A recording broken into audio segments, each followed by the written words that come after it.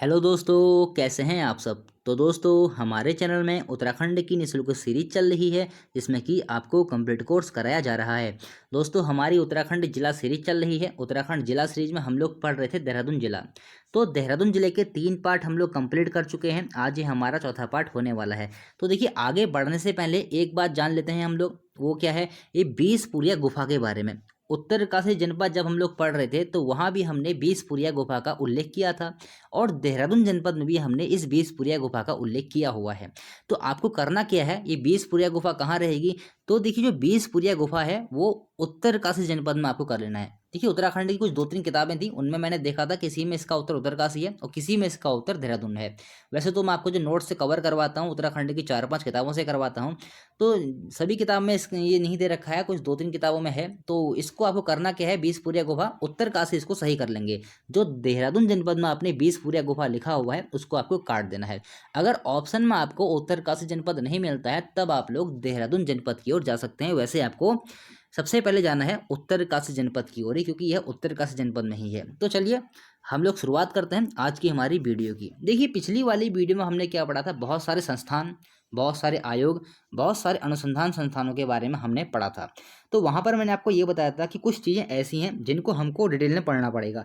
जैसे कि कुछ टॉपिक ऐसे हैं जहाँ से अंदर से क्वेश्चन पूछे जाते हैं, तो उन्हीं को हमको आज कवर करना है। और कुछ अन्य चीज़ें भी हम लोग कवर करेंगे। देखिए, सबसे पहले आता है फॉरेस्ट रिसर्च इंस्टीट्यूट। इसका उसको शॉर्ट में बोलते हैं FRI। ये बहुत महत्वपूर्ण प्रश्न है, यहाँ से कई बार एग्जाम में क्वेश्चन बन भी चुके हैं। अगर क्वेश्चन बनता है फॉरेस्ट रिसर्च इंस्टीट्यूट या फिर FRI कहाँ पर है, तो आपका उत्तर क्या हो जाएगा, देहरादून में। तो देखिए, यहाँ से क्या क्या इसके बारे में हमको जानना है, जो भी यहाँ पर लिखा हुआ सब इंपॉर्टेंट है, यहाँ से प्रश्न बनते हैं। देखिए, भारत के प्रथम वन महानिरीक्षक डिट्रिच ब्रैंडिस की सलाह पर 1878 में भारत के प्रथम वन महाविद्यालय की स्थापना हुई और इसकी स्थापना फॉरेस्ट स्कूल ऑफ देहरादून के नाम से होती है। तो देखिए, बहुत ही महत्वपूर्ण ये प्रश्न है कि देखिए, भारत का प्रथम वन महाविद्यालय की स्थापना हो रही है, कब हो रही है, 1878 में। और किसकी सलाह पर हो रही है, डिट्रिच ब्रैंडिस की सलाह पर। 1865 में बनते हैं ये, 1865 में बनते हैं ये भारत के प्रथम वन महानिरीक्षक, 64-65 के आसपास ही। और उसके बाद सलाह देते हैं कि एक वन विद्यालय खोला जाना चाहिए। तो 1878 में क्या होता है, देहरादून में भारत के प्रथम वन महाविद्यालय की स्थापना होती है। और इसका नाम क्या रखा जाता है उस समय 1878 में, forest school of Dehradun. Question अगर बनता है जिस समय भारत के प्रथम वन महाविद्यालय की स्थापना हुई थी 1878 में, उस समय इसका नाम क्या रखा गया था, तो फॉरेस्ट स्कूल ऑफ देहरादून। उसके बाद देखिए 1884 में क्या हुआ, इसका नाम बदल दिया गया और इसका नाम रखा गया इंपीरियल फॉरेस्ट स्कूल। ऐसे प्रश्न दोस्तों बन जाते हैं, इसलिए मैं आपको बता रहा हूँ कि फॉरेस्ट रिसर्च जो इंस्टीट्यूट था या फिर भारत का जो प्रथम वन विद्यालय था जिसकी स्थापना 1878 में हुई थी, उसका नाम इंपीरियल फॉरेस्ट स्कूल कब रखा गया, तो 1884 में। उसके बाद देखिए 1906 में नाम क्या रखा गया, इंपीरियल फॉरेस्ट रिसर्च इंस्टीट्यूट। और देखिए, यहाँ पर से सबसे महत्वपूर्ण वाली बात क्या है, यहाँ पर रिसर्च शब्द जोड़ दिया गया, मतलब कि अनुसंधान। तो यहाँ पर से क्या हुआ, रिसर्च शब्द जोड़ दिया गया 1906 में। इस प्रकार से बनता है फॉरेस्ट रिसर्च इंस्टीट्यूट, जिसकी स्थापना कब होती है, 1906 में। यानी कि 1906 में जो भारत का प्रथम वन महाविद्यालय था उसको अनुसंधान के कार्यों से जोड़ दिया गया और इस प्रकार से FRI की स्थापना होती है। तो दोस्तों, यहाँ पर से क्वेश्चन बहुत ही महत्वपूर्ण ये है कि इंपीरियल फॉरेस्ट रिसर्च इंस्टीट्यूट को अनुसंधान कार्यों से कब जोड़ा गया, 1906 में जोड़ दिया गया। इस प्रकार से FRI की भी उत्पत्ति होती है, क्योंकि यहाँ पर से रिसर्च यहाँ पर से करने शुरू हो गए थे। तो ये आपके लिए जानना बहुत ही आवश्यक है। इसको भारतीय वन अनुसंधान संस्थान ही बोलते हैं, भारतीय वन अनुसंधान, हिंदी में इसको बोलेंगे। उसके बाद देखिए, तो जो भी यहाँ पर डेट लिखी हुई है ना, सारी महत्वपूर्ण है। वैसे इसको इंडियन फॉरेस्ट रिसर्च इंस्टीट्यूट ही बोलते हैं, लेकिन जो लिखा जाता है फॉरेस्ट रिसर्च इंस्टीट्यूट ही लिखा जाता है। और FRI बहुत महत्वपूर्ण है, कभी कभी FRI से ही पूछ लेता है, फॉरेस्ट रिसर्च इंस्टीट्यूट। देखिए फिर क्या होता है, इंपीरियल फॉरेस्ट रिसर्च। देखिए, बाद में क्या हुआ, स्वतंत्रता के बाद तो इसके नाम के आगे से इंपीरियल हटा दिया गया था और इंडियन लगा दिया गया था। तो ये तो बात की बात है। देखिए, पहले यहाँ हम लोग जानते हैं, इंपीरियल फॉरेस्ट रिसर्च इंस्टीट्यूट को 1914 में कार्यालय एवं प्रयोगशाला बनाकर चांदबाग स्थानांतरित कर दिया गया। तो ये भी डेट आपको याद रखनी है। ये जो फॉरेस्ट रिसर्च इंस्टीट्यूट है, इसको शॉर्ट में हम लोग FRI बोल लेते हैं। FRI को कार्यालय एवं प्रयोगशाला बनाकर चांदबाग में कब स्थानांतरित कर दिया गया, तो 1914 में। चलिए ठीक है, बढ़ते हैं आगे। फिर देखिए, स्वतंत्रता के बाद इसका नाम इंडियन फॉरेस्ट रिसर्च इंस्टीट्यूट हो गया, एफआरआई हो गया। तो देखिए इंडियन फॉरेस्ट रिसर्च इंस्टीट्यूट। तो दोस्तों ये बहुत महत्वपूर्ण प्रश्न है। 1906 आपको डेट याद रखनी है कि जब भारतीय वन अनुसंधान संस्थान की स्थापना होती है। उसके बाद देखिए मोस्ट इंपोर्टेंट प्रश्न जो बहुत बार एग्जाम में आ चुका है, यूजीसी ने एफआरआई को डीम्ड विश्वविद्यालय का दर्जा कब दिया गया? तो बहुत बार दोस्तों एग्जाम में क्वेश्चन आ चुका है कि यूजीसी ने एफआरआई को डीम्ड विश्वविद्यालय का दर्जा कब दिया? 1991 में। एफआरआई का मुख्य भवन ग्रीक व रोमन शैली में बना हुआ है। बहुत महत्वपूर्ण प्रश्न है, ये भी याद रखेंगे। एफआरआई का जो मुख्य भवन है उसके वास्तुविद कौन थे? तो वो थे सीजी ब्लोमफील्ड। वास्तुविद मतलब कि जो आर्किटेक्टर बोलते हैं जिनको, तो वो कौन थे? CG Bloomfield. ये भी बहुत महत्वपूर्ण प्रश्न है, आ भी चुका है एग्जाम में। एफआरआई के मुख्य गेट का नाम, तो ये है ब्रांडिस गेट। दोस्तों ये प्रश्न 2 एग्जाम में अभी तक आ चुका है। एक आया था ग्रुप डी वाले में, और एक आया था फॉरेस्ट गार्ड वाले में। फॉरेस्ट गार्ड की जो सेकंड शिफ्ट का जो पेपर हुआ था, तो वहां से भी ये प्रश्न बन चुका है शायद फॉरेस्ट गार्ड में, और ग्रुप डी में तो 100% बन चुका है। तो ब्रांडिस गेट महत्वपूर्ण रहेगा। एफआरआई के मुख्य गेट का नाम क्या रहेगा? ब्रांडिस गेट। देखिए जो ये मैंने आपको बताया ना एफआरआई मुख्य भवन के वास्तुविद, ये सीजी ब्लोमफील्ड हैं। लेकिन किसी किसी किताब में आपको जेम्स ब्रून में लिखा हुआ मिलेगा। जेम्स ब्रून, वो टिहरी बांध वाले ब्रून, आपको याद आ रहे होंगे। तो किसी किसी किताब में ये भी लिखा हुआ है, लेकिन ये गलत है। इसके जो वास्तुविद होंगे वो सीजी ब्लोमफील्ड ही होंगे। फिर देखिए एफआरआई मुख्य भवन की आधारशिला कब रखी गई? तो ये रखी गई 1923 में। लेकिन किसी किसी किताब में आपको 1921 में भी देखने को मिलेगा। देखिए 1921 भी आपको देखने को मिलेगा, लेकिन साथ में आपको ये देखने को मिलेगा कि इसका जो निर्माण कार्य है वो 6 वर्ष में पूरा कर लिया गया। अगर 6 वर्षों में पूरा कर लिया गया तो 1921 में 6 जोड़ो 1927 हो जाएगा। लेकिन वो देते हैं 1929 डेट। लेकिन ये डेट वैसे बहुत कम वैसे पूछी जाती हैं, लेकिन ये आप फिर भी याद रख लीजिए। जो एफआरआई का जो मुख्य भवन है, उस मुख्य भवन की आधारशिला कब रखी गई थी? 1923 में। और इसका उद्घाटन कब होता है? 1929 में। और जो इसका उद्घाटन करने के लिए आते हैं, जो उसमें भारत के वायसराय थे तत्कालीन, लॉर्ड इरविन, ये आते हैं इसका उद्घाटन करने के लिए। चलिए ठीक है।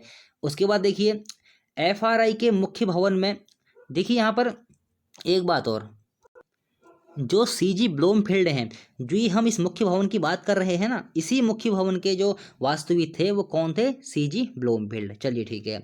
फिर देखिए एफआरआई के मुख्य भवन में 6 संग्रहालय, 18,000 काष्ठ नमूनों के साथ एक काष्ठ संग्रहालय है। यह एशिया का सबसे बड़ा लकड़ी निर्मित दीक्षांत सभागार है।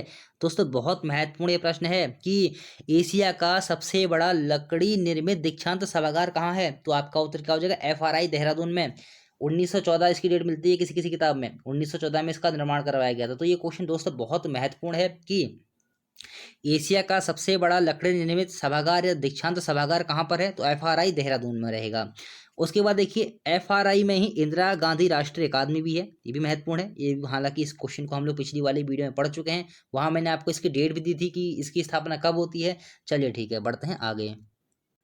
उसके बाद देखिए हम पढ़ते हैं भारतीय सैन्य अकादमी। भारतीय सैन्य अकादमी जैसे कि अंग्रेजी में बोलेंगे इंडियन मिलिट्री अकेडमी।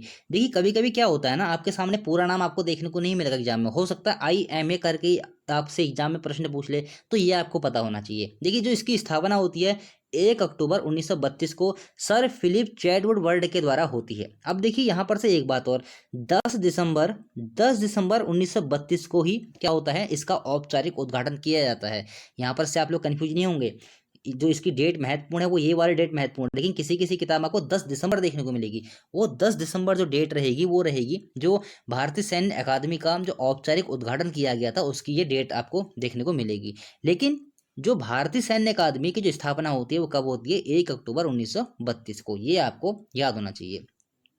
उसके बाद देखिए IMA कैडेटों का, जो IMA के जो कैडेट थे उनका जो पहला बैच था द पाइनियर्स के रूप में वह जाना जाता है। जो IMA कैडेट का जो पहला बैच था वह द पाइनियर्स के रूप में जाना जाता है। तो ये आपको पता होना चाहिए, द पाइनियर्स बहुत महत्वपूर्ण रहेगा। फिर देखिए जो IMA के, जैसे कि जो द पाइनियर्स के रूप में इस बैच को जाना गया, तो IMA के प्रथम बैच में 40 कैडेट्स पास हुए, जिनमें सर मानेक शाह और मोहम्मद मूसा थे। जो 40 कैडेट्स पास हुए थे, इनमें 2 लोग थे, सर मानेक शाह और मोहम्मद मूसा।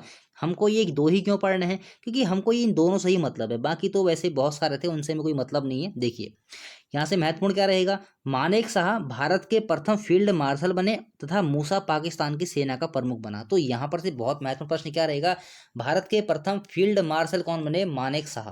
और ये मूसा तो वैसे मुझे लगता नहीं एग्जाम में पूछेगा, तो मानेक शाह आपको याद रखना है। भारत के प्रथम फील्ड मार्शल बनते हैं मानेक शाह। और ये द पाइनियर्स आपको याद रखना है, बहुत महत्वपूर्ण प्रश्न रहेगा आने वाले एग्जाम के लिए।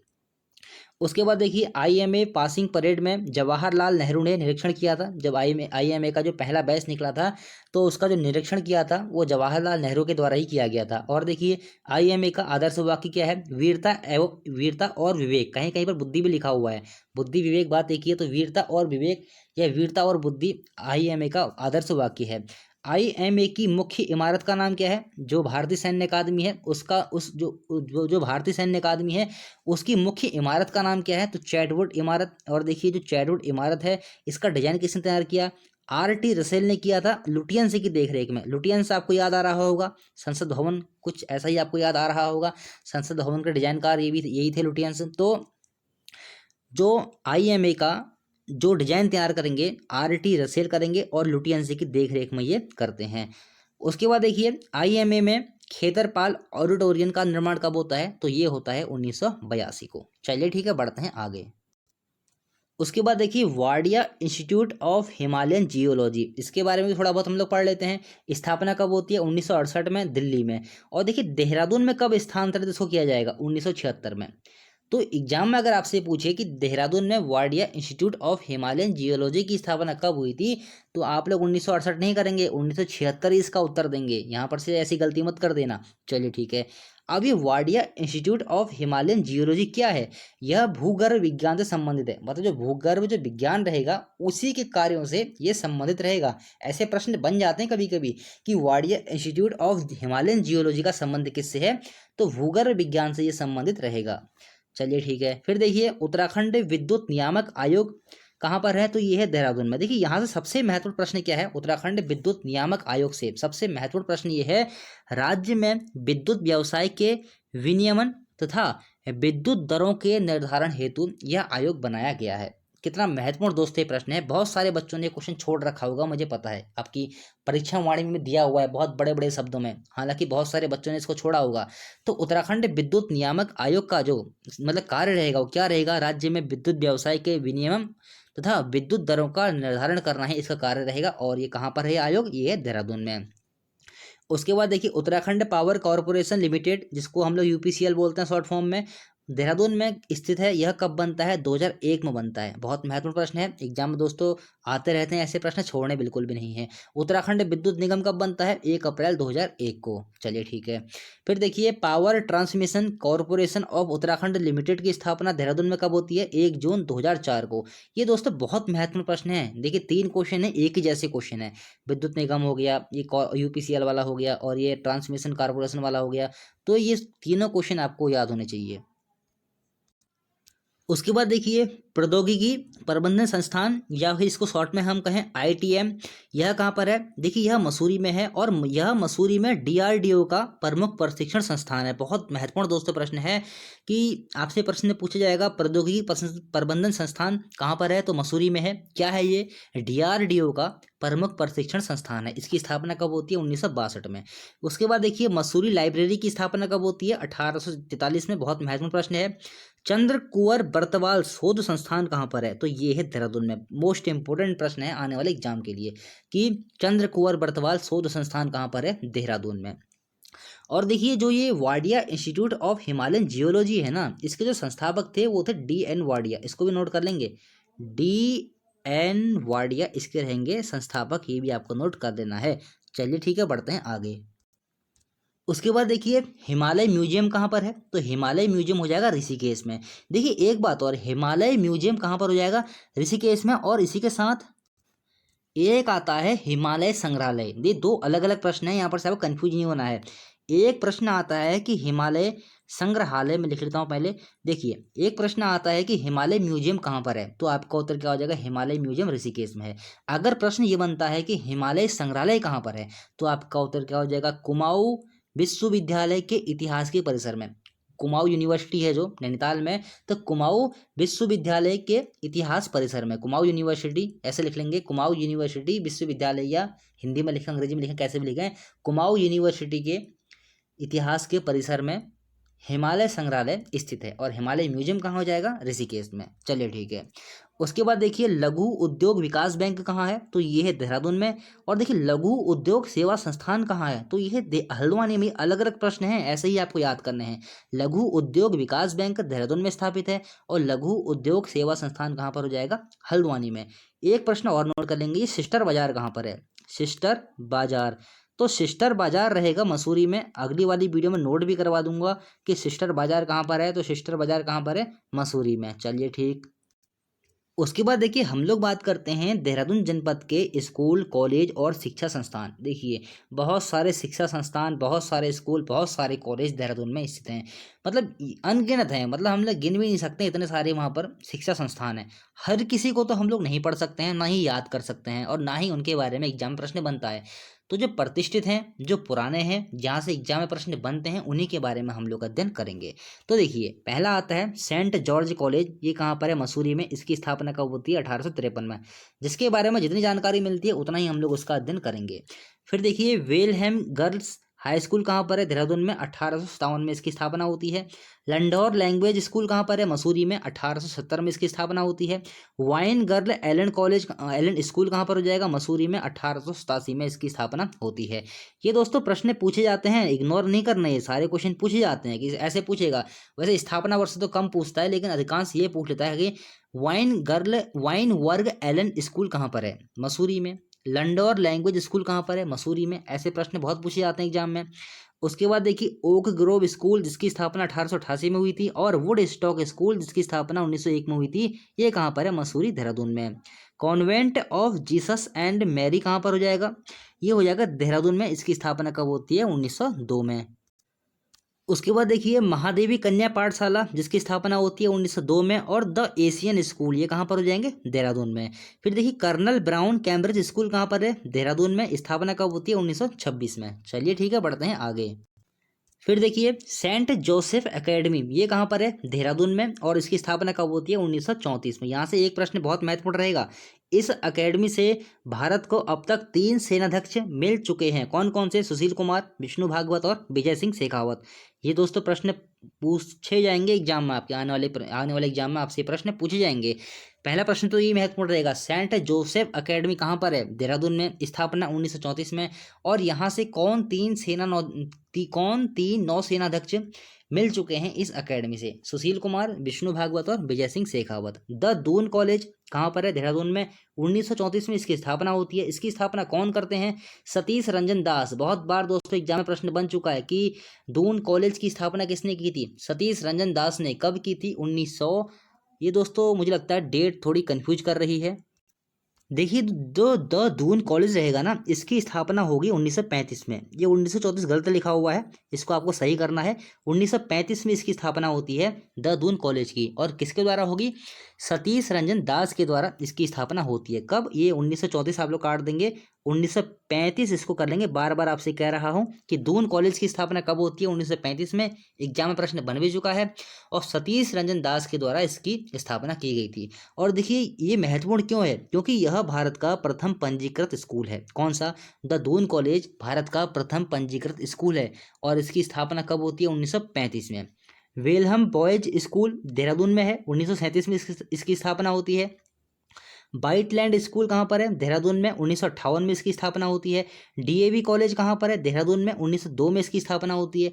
डीएवी कॉलेज से कुछ प्रश्न महत्वपूर्ण रहते हैं जिनको हमको पढ़ना है। कौन कौन से? देखिए ठाकुर पूर्ण सिंह नेगी ने एक संस्कृत विद्यालय के रूप में इसकी स्थापना की थी। किसकी? डीएवी कॉलेज की स्थापना किसने की थी? एग्जाम में दोस्तों प्रश्न बन भी चुका है कि डीएवी कॉलेज की स्थापना किसने की थी? ठाकुर पूर्ण सिंह नेगी ने की थी। कब की थी? 1902 में, एक संस्कृत विद्यालय के रूप में। उसके बाद देखिए यहाँ से कुछ महान हस्तियों ने भी यहाँ से अध्ययन किया हुआ है, उनके बारे में भी एग्जाम में प्रश्न पूछते रहते हैं। तो देखिए कौन कौन है। शिक्षाविद भक्त दर्शन जिनको हम लोग पढ़ते हैं आंदोलन वाली वीडियो में। हेमवती नंदन बहुगुणा। बीसी जोशी जो कि जनरल भारतीय थल सेना रहे हैं, ने यहाँ पर से शिक्षा अर्जित की थी। कुछ और भी हैं जिनको हम लोग आगे पढ़ते हैं। चलिए बढ़ते हैं आगे। तो देखिए डीएवी कॉलेज से यशवंत सिंह रावत 1986 में पोलैंड में मैराथन दौड़ स्वर्ण पदक विजेता रहे हैं। ये कौन? यशवंत सिंह रावत। और देखिए नित्यानंद स्वामी बछेंद्रीपाल, भारत जो कि जिन्होंने भी पर्वतारोहण किया था, प्रथम भारतीय थी जो 1984 में। शिव सागर राम गुलाम मॉरिशस के राष्ट्रपति, लोकेंद्र बहादुर चंद नेपाल के पूर्व प्रधानमंत्री आदि ने शिक्षा अर्जित की है। दोस्तों ये तो थे जो बड़ी हस्तियां थी जिन्होंने यहाँ से अध्ययन किया था। तो यहाँ से प्रश्न बन जाते हैं आपके सामने एग्जाम में। 4 ऑप्शन रहेंगे और एक ऑप्शन ऐसा रहेगा जिसने कि जो मैंने यहाँ पर नाम लिखे हुए हैं इनमें से एक ऑप्शन आपको दिया जाएगा। जैसे कि मान लिया हो सकता है एक ऑप्शन आपके सामने रख दे शिव सागर राम गुलाम। बताइए इनमें से किसने डीएवी कॉलेज से शिक्षा अर्जित की थी। तो हो सकता है 3 ऑप्शन ऐसे हो जो जिन्होंने वहाँ से शिक्षा अर्जित ना की हो, लेकिन एक ऑप्शन आपको ऐसा मिल जाए कि शिव सागर राम गुलाम जिन्होंने वहाँ से शिक्षा अर्जित की हो। तो ये कुछ जो महत्वपूर्ण चर्चित जो हस्तियां हैं उनके नाम मैंने यहाँ पर लिखे हुए हैं, तो ये नाम आपको पता होने चाहिए। उसके बाद देखिए श्री गुरु राम राय एजुकेशन मिशन की स्थापना कब होती है, देहरादून में कब होती है, 1950 में। स्थापना किसने की थी, श्री महंत इंद्रेश चरण दास जी ने इसकी स्थापना की थी। तो ये बहुत महत्वपूर्ण रहेगा, किसने स्थापना की है, श्री महंत इंद्रेश चरण दास जी ने। उसके बाद देखिए राजकीय विश्वविद्यालय की हम लोग बात कर लेते हैं। देखिए दून विश्वविद्यालय और उत्तराखंड मुक्त विश्वविद्यालय की स्थापना कब होती है, 2005 में। और देखिए कहाँ होती है, देहरादून में। दोस्तों बहुत महत्वपूर्ण प्रश्न है ये एग्जाम में बार बार पूछे जाने वाले प्रश्न हैं, बार बार दोस्तों ये प्रश्न एग्जाम में पूछे गए हैं। उसके बाद देखिए उत्तराखंड तकनीकी विश्वविद्यालय ये कहाँ पर है, देहरादून में। स्थापना कब होती है, 2005 में। यहाँ से एक प्रश्न क्या महत्वपूर्ण रहेगा, 2018 में उत्तराखंड तकनीकी विश्वविद्यालय का नाम बदल दिया गया और नाम बदलकर इसका नाम रखा गया वीर माधो सिंह तकनीकी विश्वविद्यालय। अगर एग्जाम में ऐसा प्रश्न बनता है उत्तराखंड तकनीकी विश्वविद्यालय का नाम वीर माधो सिंह तकनीकी विश्वविद्यालय कब रखा गया, तो आपका उत्तर क्या हो जाएगा, 2018 में। स्थापना कब होती है, 2005 में। उत्तराखंड आयुर्वेदिक या कहूँ उत्तराखंड आयुष विश्वविद्यालय, दोनों किसी भी नाम से आपसे ऑप्शन मतलब एग्जाम में आपसे किसी भी तरीके से पूछा जा सकता है, उत्तराखंड आयुर्वेद या फिर उत्तराखंड आयुष। तो उत्तराखंड आयुर्वेद विश्वविद्यालय की स्थापना कब होती है, 2009 में। और कहाँ होती है, देहरादून में। और देखिए जो उत्तराखंड आयुर्वेदिक विश्वविद्यालय है इसके 2 कैंपस और हैं, कहाँ कहाँ पर, भरसार और रानी चौरी में। देखिए भरसार कहाँ पर हो जाएगा, ये तो हो जाएगा पौड़ी में। और जो रानी चौरी हो जाएगा वो कहाँ हो जाएगा, टिहरी में। तो ये 2 अलग अलग जगह पर हैं, इनको भी आपको याद रख लीजिए कि उत्तराखंड आयुर्वेदिक विश्वविद्यालय के अन्य 2 कैंपस कहाँ कहाँ हैं, एक भरसार पौड़ी में और एक रानी चौरी टिहरी में। चलिए ठीक है, बढ़ते हैं आगे। फिर देखिए ग्राफिक एरा डीम्ड विश्वविद्यालय कहाँ पर है, ये भी देहरादून में है। स्थापना कब होती है, 1993 में। इसको डीम्ड का दर्जा कब मिला, 2008 में। महत्वपूर्ण प्रश्न है, जिन जिन को डीम्ड का दर्जा मिला रहेगा वो महत्वपूर्ण रहेंगे। फॉरेस्ट रिसर्च इंस्टीट्यूट डीम्ड विश्वविद्यालय, ये तो देखिए हम लोग पहला हमारा टॉपिक यही था, फॉरेस्ट रिसर्च इंस्टीट्यूट FRI। देखिए ये 1906 में तो इसकी स्थापना होती है, क्योंकि देखिए जो रिसर्च के कारण से जोड़ा गया था 1906 में ही जोड़ा गया था। और इसी के साथ साथ भारतीय अनुसंधान संस्थान की स्थापना हो जाती है 1906 में। और इसको जो डीम्ड विश्वविद्यालय का दर्जा दिया जाता है 1991 में दिया जाएगा। तो ये दोनों क्वेश्चन बहुत महत्वपूर्ण रहेंगे। FRI को डीम्ड विश्वविद्यालय का दर्जा कब दिया गया, 1991 में। उसके बाद देखिए कुछ निजी विश्वविद्यालय हैं जिनके बारे में हम लोग पढ़ते हैं। देखिए हिमगिरी नव विश्वविद्यालय ये देहरादून में है। देखिए एक बात ध्यान से समझेंगे, जो हिमगिरी नव विश्वविद्यालय है इसका जो मुख्यालय है ना वो देहरादून में है। बाकी 13 जिलों में उत्तराखंड के जो अन्य 13 मतलब वैसे तो 12 हो गए, वैसे तो कुल मिला के हम लोग 13 मान लेते हैं, उत्तराखंड के कुल 13 जिले हैं। तो राज्य के सभी 13 जिलों में इसका अध्ययन केंद्र स्थापित किया जाएगा, किसका, हिमगिरी नव विश्वविद्यालय का। अगर आपसे ये पूछे कि हिमगिरी नव विश्वविद्यालय जो है उसका मुख्यालय कहाँ पर है, तो आपका उत्तर क्या हो जाएगा, मतलब आपका उत्तर क्या हो जाएगा, देहरादून में। अब देखिए इसका उत्तर किसी किताब में 2003 दे रखा है, किसी किताब में 2004 दे रखा है। तो आप लोग 2004 या 2003 में से, हालांकि इसका आने वाले जो वीडियो रहेगी वहाँ पर इसका सही उत्तर मैं आपको बता दूंगा। वैसे 2003 इसका सही उत्तर रहेगा मेरे हिसाब से, क्योंकि परीक्षा वाले में भी इसका 2003 ही उत्तर सही दे रखा है। फिर देखिए अब देखिए यहाँ पर सबसे महत्वपूर्ण बात क्या रहेगी, जो हिमगिरी नव विश्वविद्यालय है ये जो स्थापित किया गया है वो क्यों किया जा रहा है, इसका उद्देश्य क्या है वो हम लोग समझते हैं। मल्टीमीडिया व अन्य सूचना प्रौद्योगिकी द्वारा राज्य में उच्च शिक्षा के प्रचार प्रसार एवं दूरस्थ इलाकों में इसके प्रोत्साहन के लिए इसकी स्थापना अहमदाबाद के तालीम रिसर्च फाउंडेशन द्वारा की जा रही है। देखिए मल्टीमीडिया शब्द आपको याद रखना है, और सूचना प्रौद्योगिकी, मल्टीमीडिया और सूचना प्रौद्योगिकी द्वारा राज्य में उच्च शिक्षा व के प्रचार प्रसार के लिए इसकी मतलब हम लोग कह सकते हैं स्थापना की जा रही है। तो ये बहुत महत्वपूर्ण प्रश्न रहेगा, हो सकता है यहाँ से प्रश्न बन जाए, मल्टीमीडिया और सूचना प्रौद्योगिकी के मतलब माध्यम यही है ना इसमें, मल्टीमीडिया और सूचना प्रौद्योगिकी। उसके बाद देखिए अगला आता है इक्फाई, इसको ICFAI भी लिखते हैं, विश्वविद्यालय। इसकी स्थापना कब होती है? 2003 में। ये भी कहीं कहीं पर 2004 इसका उत्तर दे रखा है, जैसे कि राजेंद्र बलौदी में इसका उत्तर 2004 दे रखा है, लेकिन परीक्षावाणी में इसका उत्तर 2003 दे रखा है। इस स्थिति में हम लोग क्या कर सकते हैं? कुछ भी नहीं कर सकते हैं, तो परीक्षावाणी हम लोग सही मान लेते हैं 2003। अब देखिए इसकी जो इक्फाई है, इसको लिखते हैं institute of financial analysis of Indian university. कभी हो सकता है आपके सामने इक्फाई ना लिखा हो, इतना बड़ा लिख दिया हो, तो आप लोग कहेंगे अरे ये क्या पढ़ा, ये क्या आ गया एग्जाम में, ये तो कुछ पढ़ाया नहीं था हमें। फुल फॉर्म याद कर लीजिए इसकी, institute of financial analysis of Indian university. तो हो सकता है वहाँ पर इक्फाई ना दिया हो, ये भी आपको पता होना चाहिए। अब देखिए जो इक्फाई है, इसका संबंध किससे रहेगा? देखिए इसमें फाइनेंशियल पाठ्यक्रम शुरू किए गए हैं। किसमें? जो इक्फाई है, इसमें जो सबसे पहले जो पाठ्यक्रम शुरू किया गया था, फाइनेंशियल पाठ्यक्रम ही शुरू किया गया था। तो फाइनेंशियल से संबंधित जो हमारा संस्थान रहेगा वो इक्फाई रहेगा, ये आपको पता होना चाहिए। चलिए ठीक है, बढ़ते हैं आगे। फिर देखिए हिमगिरी जी विश्वविद्यालय देहरादून में, यही हमने पढ़ लिया है, देहरादून में 2003 में इसकी स्थापना होती है। स्वामी राम हिमालय विश्वविद्यालय, ये दोस्तों बहुत महत्वपूर्ण है। क्यों महत्वपूर्ण है? देखिए देहरादून व ऋषिकेश के मध्य जॉली ग्रांट में 1989 में स्थापित, हालांकि 1989 में स्थापित होता है हिमालय इंस्टीट्यूट हॉस्पिटल ट्रस्ट। लेकिन देखिए इसको हमको याद कैसे करना है वो आपको समझना है। देखिए स्वामी राम की स्मृति में उनके शिष्यों, किसी किसी किताब में लिखा हुआ है स्वामी राम ने ही स्वयं किया था, किसी किसी किताब में ये लिखा हुआ है उनके शिष्यों। अब शिष्यों का तो नाम नहीं लिखा हुआ है। अगर एग्जाम में प्रश्न बन गया और ऑप्शन आप अगर स्वामी राम आता है तो आप लोग स्वामी राम ही लगाएंगे इसके ऑप्शन में। देखिए मैं आपको किसी भी कंफ्यूजन में नहीं रखना चाहता हूँ, जो भी स्थितियाँ किताबों में दी गई हैं उसको मैं आपके सामने स्पष्ट कर देता हूँ, ताकि आप लोग एग्जाम में कंफ्यूज ना हो। तो अगर एग्जाम में प्रश्न बनता है कि इसकी स्थापना किसने की थी, तो आपका उत्तर क्या हो जाएगा? स्वामी राम। शिष्यों के नाम नहीं दिए हुए हैं। तो देखिए स्वामी राम की स्मृति में उनके शिष्यों या स्वामी राम द्वारा स्थापित हिमालय इंस्टीट्यूट हॉस्पिटल ट्रस्ट को 1989 में जॉली ग्रांट में स्थापित करवाया था। और देखिए इसको डीम्ड विश्वविद्यालय का दर्जा कब मिलता है? 2007 में इसको डीम्ड विश्वविद्यालय का दर्जा मिलता है।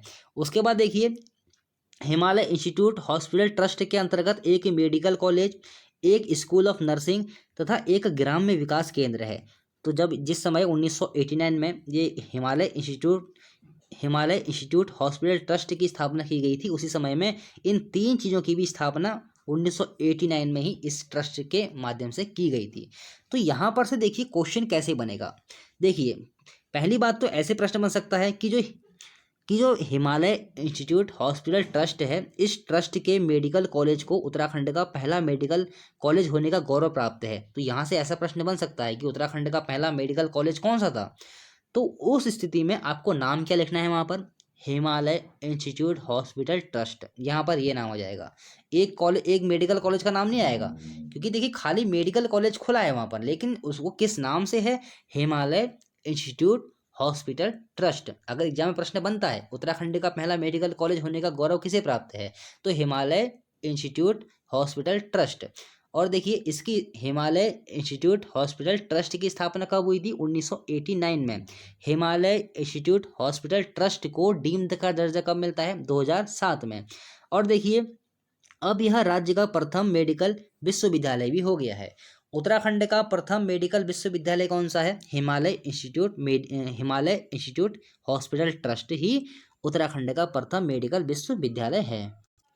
तो देखिए स्वामी राम हिमालय विश्वविद्यालय, ये मतलब उसी समय उसका नाम इसका रख दिया गया था हिमालय इंस्टीट्यूट हॉस्पिटल ट्रस्ट। तो यहाँ पर से आपको कंफ्यूज नहीं होना है, क्वेश्चन यहीं से बनेगा आपका, हिमालय इंस्टीट्यूट हॉस्पिटल ट्रस्ट से।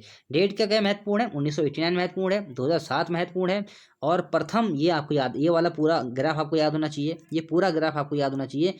इसको अगर आप याद नहीं करेंगे तब भी चल जाएगा ये वाला, लेकिन ये वाला ग्राफ आपको याद होना चाहिए नीचे वाला, और डेट आपको याद होनी चाहिए 1989 और 2007। चलिए ठीक है, और क्या रहेगा आपका इसमें? ये तो पूरा हो गया है, बढ़ते हैं हम लोग आगे। फिर देखिए ग्राफिक एरा हिल विश्वविद्यालय कहाँ पर है? भीमताल और देहरादून में। 2011 में इसकी स्थापना होती है। 2 हैं ये, एक भीमताल नैनीताल में और दूसरा कहाँ है? 2011 में। DIT विश्वविद्यालय कहाँ है? ये देहरादून में है। इसकी स्थापना कब होती है? 2013 में। ये दोनों के दोनों डीम्ड विश्वविद्यालय हैं, ग्राफिक एरा हिल विश्वविद्यालय और DIT विश्वविद्यालय, ये दोनों के दोनों डीम्ड विश्वविद्यालय हैं।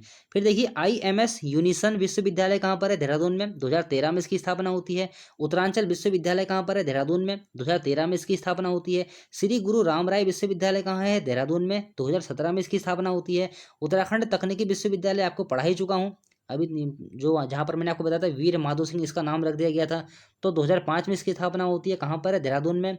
राज्य शैक्षिक प्रबंधन एवं प्रशिक्षण संस्थान, जिसको सीमेट बोलते हैं शॉर्ट में, वो कहाँ पर है? देहरादून में। बहुत महत्वपूर्ण रहेगा ये। उत्तराखंड माध्यमिक शिक्षा परिषद कहाँ पर हो जाएगा? देहरादून में। ये विद्यालय शिक्षा से संबंध हो जाएंगे। जो विद्यालय शिक्षा है आपकी 12th तक, उससे ये संबंध रहेगा। ये तो माध्यमिक वाला हो गया नीचे वाला, तो ये आपके विद्यालय शिक्षा से संबंधित रहेंगे। और बाकी ये सब कॉलेज वाले हो गए हैं, और ये नीचे कौन से जाएंगे? विद्यालय शिक्षा से। तो राज्य शैक्षिक प्रबंधन एवं प्रशिक्षण संस्थान देहरादून में। उत्तराखंड माध्यमिक शिक्षा परिषद कहाँ हो जाएगा? देहरादून में। राज्य का पहला महिला इंजीनियरिंग कॉलेज कहाँ पर है? सुद्दोवाला, देहरादून में। बहुत महत्वपूर्ण दोस्त ये प्रश्न है कि राज्य, ये क्वेश्चन कई बार आ भी चुका है कि राज्य का पहला महिला इंजीनियरिंग कॉलेज सुद्दोवाला, देहरादून। दून राजकीय मेडिकल कॉलेज की स्थापना कब होती है? 2016 में। कहाँ पर होती है? देहरादून में ही, नाम से ही स्पष्ट है। तो ये भी बहुत महत्वपूर्ण प्रश्न है। दून राजकीय मेडिकल कॉलेज की स्थापना कब हुई थी? 2016 में। सर्वाधिक विश्वविद्यालय वाला जिला, वो तो आप लोग देख ही रहे होंगे, कितने सारे विश्वविद्यालय हम लोग पढ़ चुके हैं, तो वो कौन सा हो जाएगा? देहरादून में। राज्य का प्रथम सैनिक स्कूल, देहरादून। और देखिए, राज्य का प्रथम सैनिक स्कूल तो है देहरादून में, और दूसरा कहाँ है? रुद्रप्रयाग में। ये अभी निर्माणाधीन है। जो रुद्रप्रयाग वाला है ये अभी निर्माणाधीन है, इसको याद रखेंगे, निर्माणाधीन रहेगा। लेकिन जो राज्य का जो प्रथम सैनिक स्कूल रहेगा वो कहाँ रहेगा? देहरादून में। ये बहुत महत्वपूर्ण दोस्तों प्रश्न है, एग्जाम में दोस्तों आ भी चुका है ये। राज्य का प्रथम सैनिक स्कूल कहाँ पर है? देहरादून में। चलिए ठीक है, बढ़ते हैं आगे। उसके बाद देखिए, महाराणा प्रताप स्पोर्ट कॉलेज कहाँ है? रायपुर, देहरादून में। फुटबॉल अकादमी, देहरादून में। उसके बाद देखिए, हिमालय सांस्कृतिक केंद्र कहाँ है? देहरादून में। अब देखिए, जो यहाँ पर से आप लोग देख रहे हैं ना, यहाँ पर से लेकर जो आप लोग यहाँ तक देख रहे हैं, ये स्वयं सेवी संस्थाएं हैं। स्वयं सेवी संस्थाएं हैं सारी की सारी। तो देखिए, पहला आता है इनमें संबंध। संबंध स्वयं सेवी संस्था कहाँ पर है? ये है देहरादून में। ये दोस्तों कभी कभी ऐसे प्रश्न बन जाते हैं, इसलिए इसको नोट कर लेंगे। संबंध स्वयं सेवी संस्था कहाँ है? देहरादून में। Himalaya action and research centre, बहुत महत्वपूर्ण प्रश्न है, एग्जाम में आ भी चुका है। हार्क, जिसको शॉर्ट में बोलते हैं हार्क, देहरादून में 1988 में इसकी स्थापना होती है। किसकी? हिमालय। देखिए, एग्जाम में ये जो प्रश्न बना है ना, हार्क के नाम से बना है, शॉर्ट फॉर्म से बना है, तो आपको दोनों ही इसके नाम याद होने चाहिए। Himalaya action and research centre hark, Dehradun में 1988 में इसकी स्थापना होती है। उससे भी महत्वपूर्ण प्रश्न है, हिमालय पर्यावरण अध्ययन और संरक्षण संस्थान, हैस्को, इसको शॉर्ट में बोला जाता है। और जो एग्जाम में प्रश्न कई बार बन भी चुका है, और हैस्को के नाम से ही बना हुआ है। ये प्रश्न एग्जाम में हैस्को के नाम से ही बना हुआ है। 1983 में इसकी स्थापना होती है, डॉक्टर अनिल जोशी के द्वारा इसकी स्थापना की जाती है। फिर देखिए, सर्वाधिक एनजीओ वाला जिला कौन सा है? तो ये कौन सा हो जाएगा? देहरादून में। दी डिवाइन लाइफ सोसाइटी व योग वेदांत फॉरेस्ट एकेडमी कहाँ पर हो जाएंगी? ऋषिकेश में। स्वामी शिवानंद के द्वारा इनकी स्थापना की गई थी। तो दोस्तों, ये रहे थे कुछ संस्थान, और बाकी जो इनके बारे में डिटेल था वो मैं आपको पढ़ा चुका हूँ। बाकी आपके जो संस्थान थे वो आपके कंप्लीट हो गए हैं, और अगली वीडियो में हम लोग कुछ और चीज़ें डिस्कस करेंगे। अभी आपकी वीडियो समाप्त नहीं हुई है देहरादून वाली। देहरादून का 5वां पार्ट भी आएगा, हो सकता है 6ठा पार्ट भी आ जाए। बहुत ही डिटेल से हम इसको पढ़ रहे हैं। कोई भी प्रश्न आपका एग्जाम में छूटना नहीं चाहिए, चाहे आपको 10 पार्ट क्यों ना पढ़ने पड़े, लेकिन 10 पार्ट आपको पढ़ाऊंगा नहीं, चिंता मत कीजिए, कम से कम पार्ट में आपको कवर करवा दूंगा। तो दोस्तों, मिलते हैं अगली वीडियो में। आज के लिए इतना ही। अगर वीडियो पसंद आई हो तो लाइक कीजिए और चैनल को सब्सक्राइब कीजिए। फेसबुक पेज से आप लोग हमारे जुड़ जाइए। व्हाट्सअप नंबर मैंने आपको दे रखा है नीचे। अगर आपको कुछ पूछना होता है, कुछ आपकी प्रॉब्लम है, तो आप मुझसे शेयर कर सकते हैं, व्हाट्सएप पर मैसेज कर सकते हैं। वीडियो के संबंध में अगर आपको समझ में नहीं आता हो तो आप लोग कमेंट कर सकते हैं वीडियो के नीचे ही। मैं हर कमेंट का रिप्लाई जरूर करता हूँ। फेसबुक लिंक और व्हाट्सअप नंबर आपको नीचे डिस्क्रिप्शन बॉक्स में मिल जाएंगे। तो दोस्तों, मिलते हैं अगली वीडियो में।